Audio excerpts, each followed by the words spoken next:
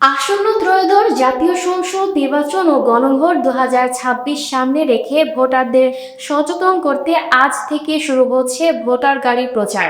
বিকেল 4টায় জাতীয় সংসদ ভবনের দক্ষিণ প্লাজা থেকে ভিডিও বার্তায় উদ্বোধন করবে প্রধান উপদেষ্টা অধ্যাপক মোহাম্মদ ইউনূস। বিস্তারিত দেখুন প্রতিবেদনে।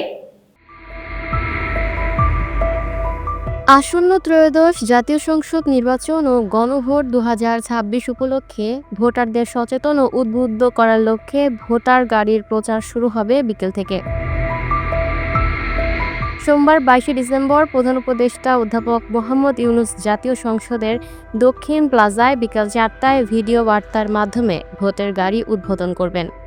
এর আগে রোববার সংশোধিত এক তথ্য বিবরণীতে বিষয়টি জানানো হয়। এতে আরও বলা হয়, তথ্য উপদেষ্টা সৈয়দা রিজওয়ানা হাসান, সংস্কৃতি উপদেষ্টা মোস্তফা সরওয়ার ফারুকী এবং নির্বাচন কমিশনের সিনিয়র সচিব আক্তার আহমেদ অনুষ্ঠানে উপস্থিত থাকবেন।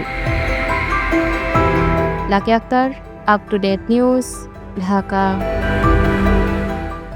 সুপ্রিয় দর্শক, এই ছিল আপ টু ডেট নিউজের সর্বশেষ আপডেট। পরবর্তী আপডেট সবার আগে পেতে চোখ রাখুন আপ টু ডেট নিউজের ফেসবুক পেজ এবং ইউটিউব চ্যানেলে। ধন্যবাদ।